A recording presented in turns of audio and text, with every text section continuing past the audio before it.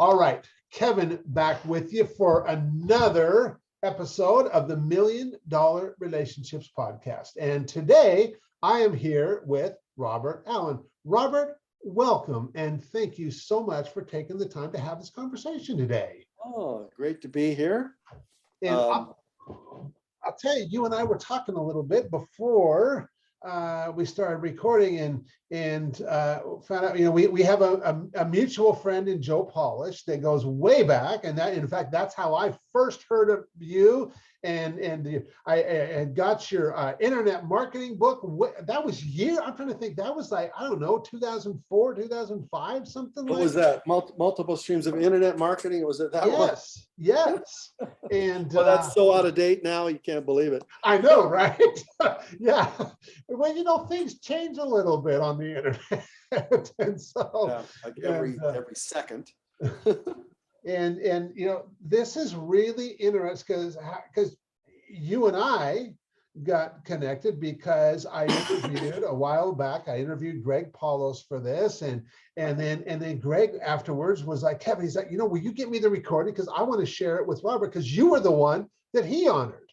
Yeah. And then he was like, you should interview Robert for your show. He's like, if you want, I'll reach out to Robert and ask him if he'd be open to that. And here we are. And if he hadn't said do this, I wouldn't have done it. Well, see, and so another example yet of the power of relationships. Yeah, exactly. And of course, that's what this is all about. Is my goal with this has always been to inspire the listeners who are entrepreneurs, founders, CEOs, to place a more intentional focus on creating more real, meaningful, and profitable relationships in their life, because that's the most valuable asset we possess. And so absolutely. And I think the premise of your question that is very, very fascinating. And actually just the question itself highlights how important the relationships are.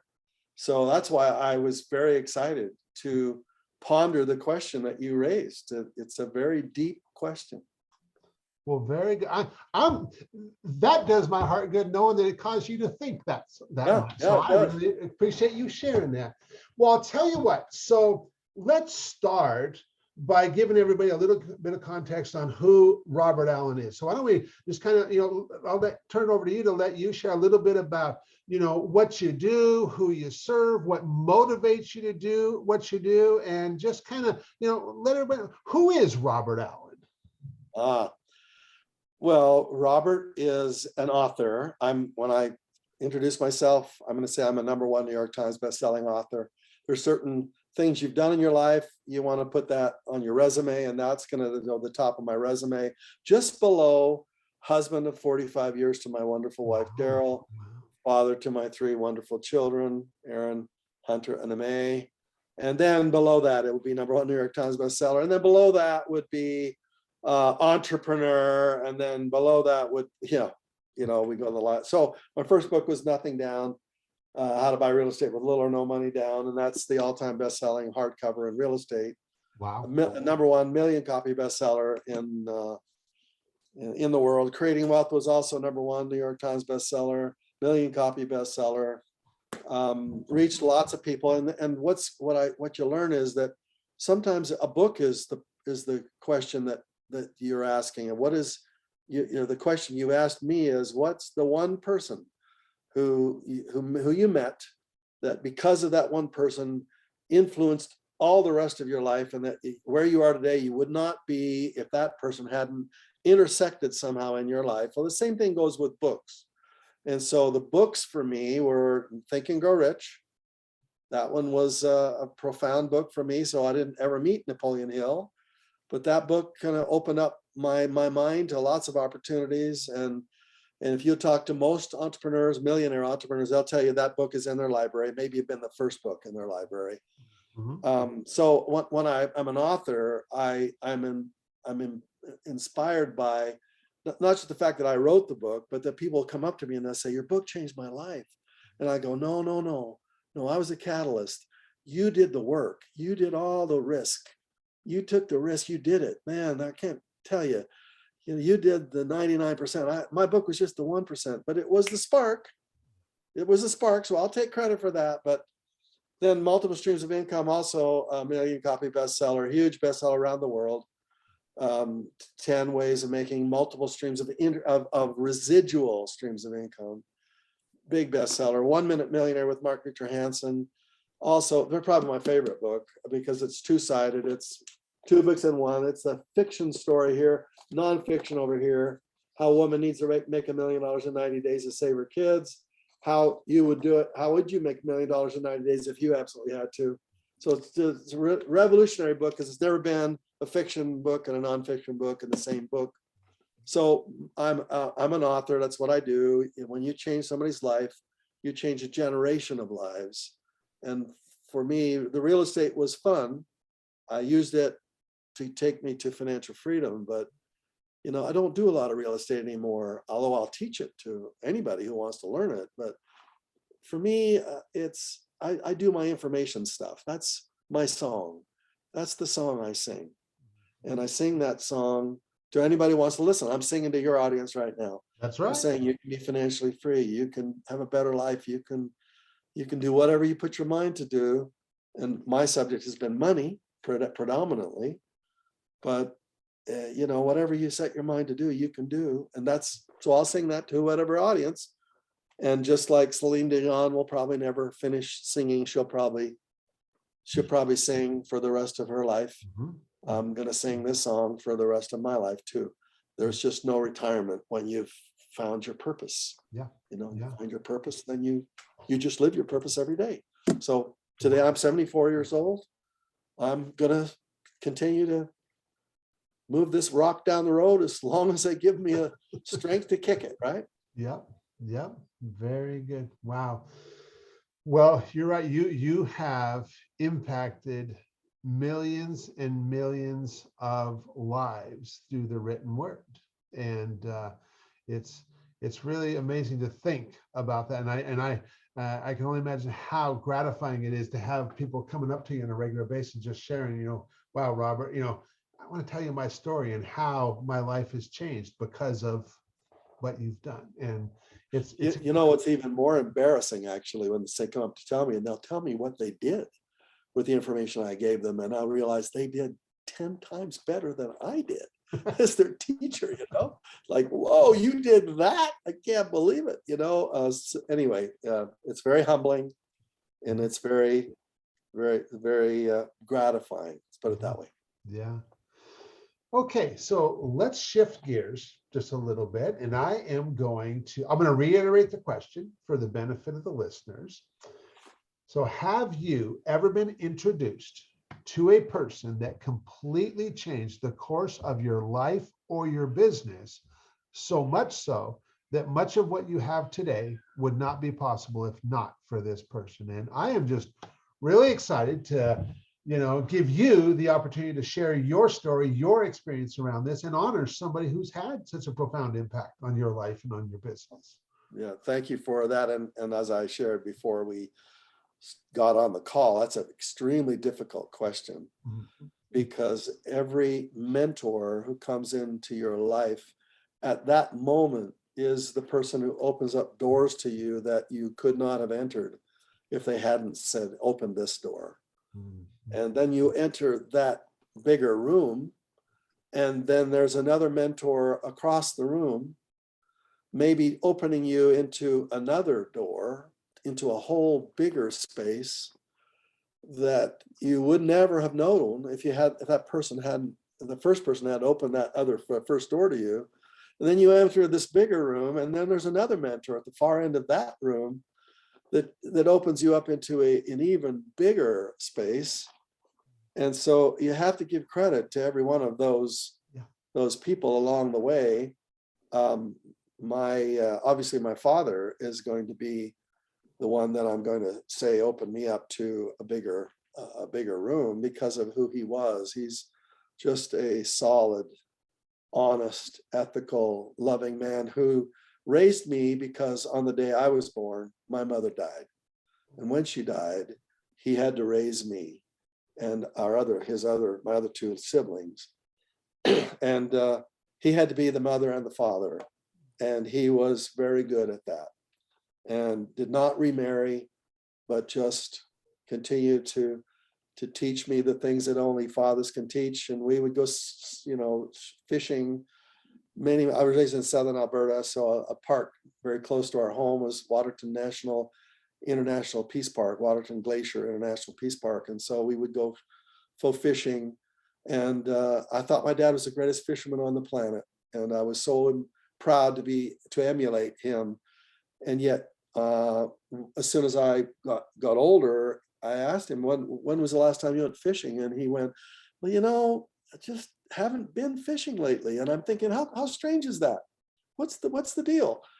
And then at his funeral, when we were cleaning out his books, there was a book in his bookshelf. It was called How to Fish for Boys. And he caught me. And now I understand why he no longer needed to fish, because he caught the catch he was trying to catch. And so he opened me and was a very spiritual man, raised me in my religion, Church of Jesus Christ of Latter-day Saints. I went on a mission to Tahiti, and what they usually do when you're 19 years old in our faith is we go and serve. And so my dad, inspired me to do that, as he did with my brothers. And so anyway, that opened up that space and gave me a solid foundation. Then I went to BYU, Brigham Young University, which is a branch of our faith, and here in Provo, Utah, which is, I live close to it now. But graduated my MBA and then couldn't find a job. Nobody was hiring in that recessional time. And of the 70 members of my class, I was like the last one, and still didn't find a job.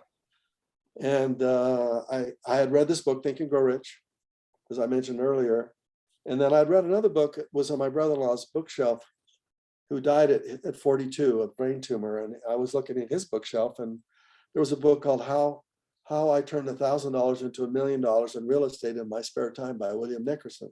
And I thought, well, that's a good book. That's a good title. That's about how much money I've got. And so I never really ever finished reading the book, tell you the truth. But with Think and Grow Rich and the thought of that I could turn 1,000 into $1 million, when I graduated from college and couldn't find a job, I started to look for ways to invest in real estate. And a member of my church group was in the leadership and was a multi-millionaire. So my first gentleman to open me up to a bigger room was Paul Jukes.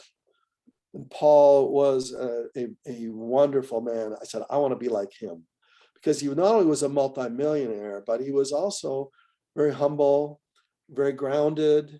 Most people, when they get into spiritual subjects, they go, you're not supposed to be rich. You're supposed to be poor. And I struggled with that one for a long time. I thought, I want to be rich. I want to be a millionaire, frankly. That's just what I want to do. So it's almost like I'll ask for forgiveness than permission. I'm just going to go do it, And what I saw Paul was he did it. He had done it. And I actually drove to California, and I showed me your apartment buildings. And he showed me the address, and I looked at all these unbelievable properties that he had built. And I thought, that's what I want to do. And so he was my first mentor. And he said, you come work with me. You help me with my projects, and I'll help you with yours. I won't charge you any money, but so he didn't pay me any fees or any salaries, but I networked with him for 4 or 5 months till I found my first real estate deal, and flipped it and bought a 7-unit building, and then a 12-unit building. Then I was on my way, and he kind of opened up that door to me. So then I got this idea that I want to write a book. Now, the mentor earlier from everybody was Stephen R. Covey. And I guess I probably should give him, when I think about it, he probably opened that door, the doors to anything, frankly, because he had his writer goals down. And I remember I'm sitting in his class as an undergraduate. I don't have any skill at all, zero. I'm an idiot. and he's the teacher. And he says, oh, I want you to write down your goals. And so I wrote down, I want to parachute, I want to scuba dive sometime in my life, and I want to write a book. Now, why the heck would I write down, I want to write a book when I know nothing really? Yet I just knew. You just kind of know things. And I just knew one day, man, I was going to write a book. And so I wrote that down, and then, 7, 8 years later, it came true, and I became a *1 New York Times bestselling author. But I don't think that seed would have ever been planted if it hadn't been for Stephen Covey. Okay. So let's give him that credit. Make sure we honor. He was a wonderful mentor, knew my name personally. We built cabins close to each other at Sundance Ski Resort. We were within 2 or 3 blocks of each other on the mountain. And then my home was destroyed by an avalanche, literally. Oh, wow. Destroyed by an avalanche, which is another story we can get into another time, which will probably bring me to the ultimate person who's changed my life. But anyway, as I go to different streams of income, my specialty is multiple streams of income. So that's what I'm doing. I'm curious about what are the ways of making money. Okay, real estate is one way. All right, good. I got that one. What about information marketing? So I'm an author. Yeah, I got that one. What about selling seminars? Oh, I see people selling seminars. How do you do that? Oh, okay. Well, I guess I'll try that. And of course, I have a lot of mentors in that arena as well. Mentors that kind of opened my eyes to the seminar space. And now I've taught millions of people have literally left their homes, gone to a hotel somewhere in the world, sat in front of one of my instructors or myself. Literally, many millions of people have done that over my 40+ year career. And therefore I cracked that code, I figured that one out. So my book talks about, let's see, how do I do network marketing? And I got into a little of that space at one time just for fun. What about, there's a lot of different ways of making, what about crypto? What about, that's what I am. I'm like, NFTs. Whoa, NFTs, that's interesting. Have nothing to do with art. I mean, I have no art bones at all. My brother has all kinds of art bones. I have 0 art bones. I don't know, genetics, and yet people are drawing all these pieces of art and selling for hundreds of thousands of dollars. I thought, no, that's not me. But what my intellectual property is, I can NFT that. Ooh, could I generate a residual stream of income from that? Ooh, interesting. There's another book in there, as you can tell. So every person, I can tell you who my NFT guy is too. So every person I reach out to, I have a mentor that opens that door to me, to a space I know nothing about. And I am the dumbest guy in the room. When that door gets open and they open into that space, I'm the dumbest guy in the room. Yeah. And I'm a sponge. Like, tell me, how does this work? I'm curious, like, wow, this is cool, And then eventually I'm the smartest guy in that room. Yeah. Yeah. And then I'm going to go there at the end of that room. There's another door, another mentor. Like, yeah, let's try that one. So I'm curious about it all. So, like I said, there are dozens of people into different rooms of my life. But I guess if we were to put them all back to the beginning, it'd probably be Stephen Covey. I knew where I was when I heard he died. We were in Venice. My wife and I were on a 2-month trip to France. And she said, for my 60th birthday, Bob, you're going to take me and you're not going to work. You're not going to take any texts or emails, man. We're going to Provence and we're going to have fun. We're going to go to every fair, everything we can do. And then we flew to Venice right in the middle of that, just for fun. And I'm in the room and check on, the news, and our friend Stephen is riding on a bicycle and he's 79 and he falls off the bicycle and hits his head.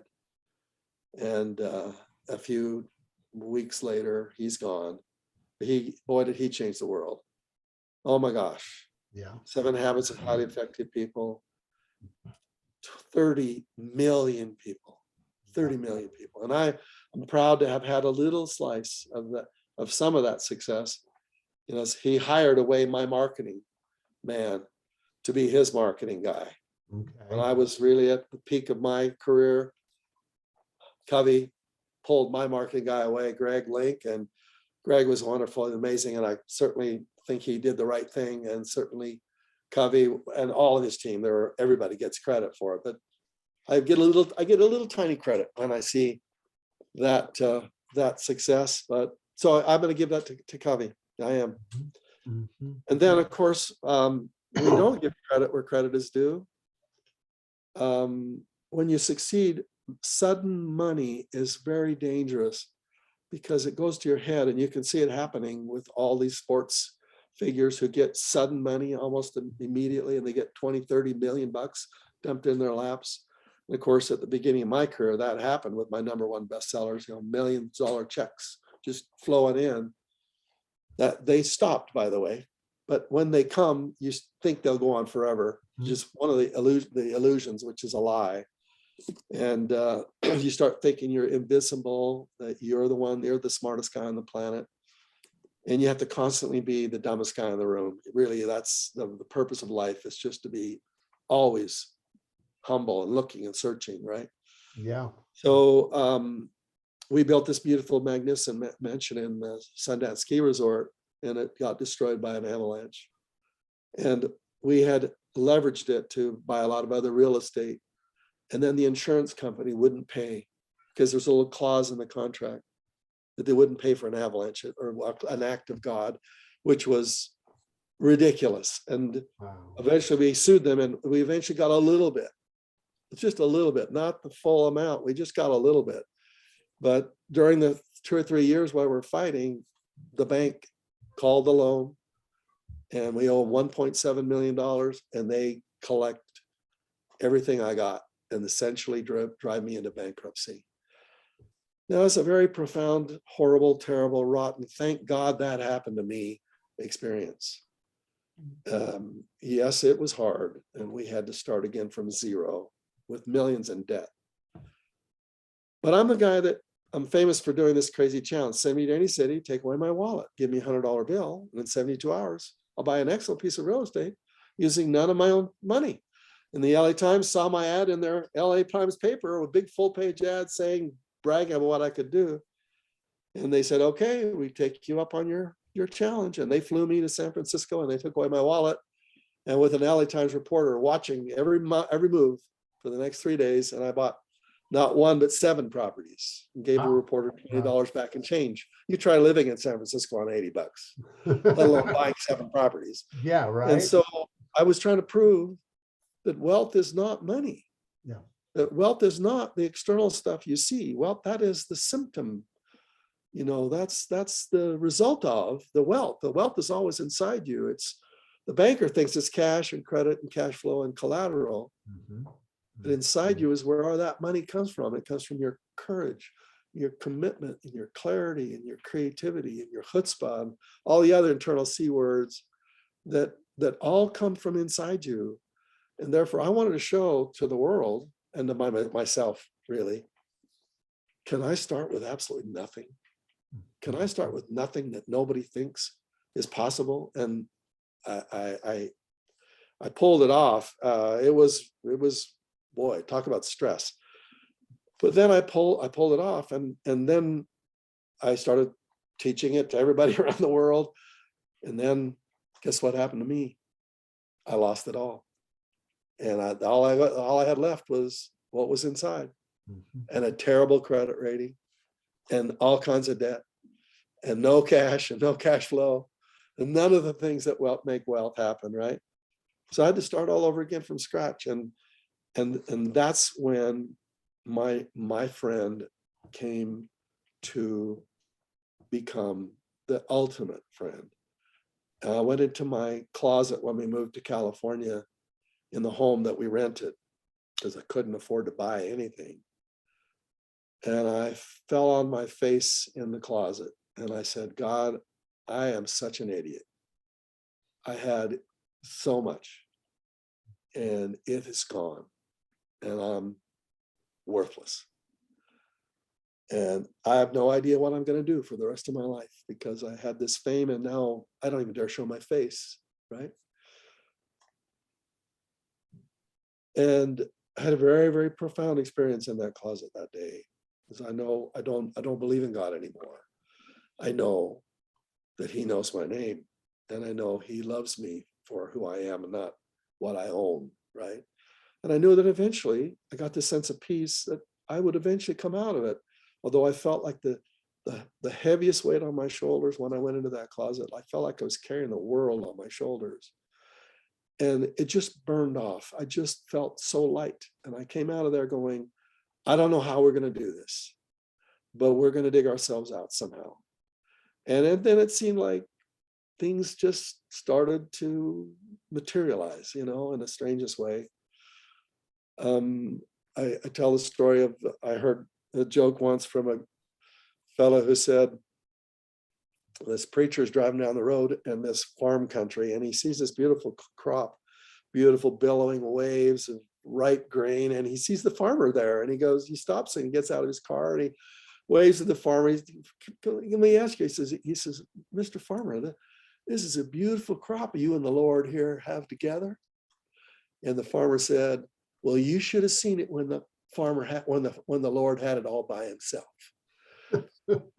and the farmer, he was just like me. He thought he had done it all. Mm-hmm. He thought the crop was his. It was because of him. He thought he was so cool, and that's what money does to you. It gives you pride, and you start thinking you're cooler than you really are. And the preacher never said it, but he thought it. He said, yeah, but what about the sun, And what about the wind? And what about the fertilizer? And what about the seed? Like the seed, where do you think that came from?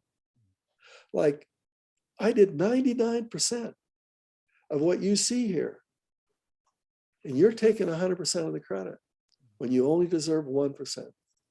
And that's what I learned in that closet that day, that I was only 1% and barely at that. And I came out of that closet realizing, yeah, 99% is where it belongs. And what happens when you think you're the guy that grows the crop, and when you have sudden frost and everything's gone, right, you get to really understand who you are without God. And so obviously my Heavenly Father is going to be number one in my life. But it took many years to come to that realization. A realization is when it becomes real to you. In that closet, on that day, it became real to me personally. It may not be real to the people who are listening or watching right now. They may not have that experience yet, but one day you'll have that experience where you go, oh my gosh, all the stuff that's going on around me, all invisible stuff, these opportunities that bump into my life, I can't even believe when eventually the veil gets taken away and you go, this is what was going on. And there's this quote by, it's called Commitment, and you know it. It's so good, I memorized it. It's called Commitment by W.H. Murray. And he goes, this may sound too simple, but is great in consequence.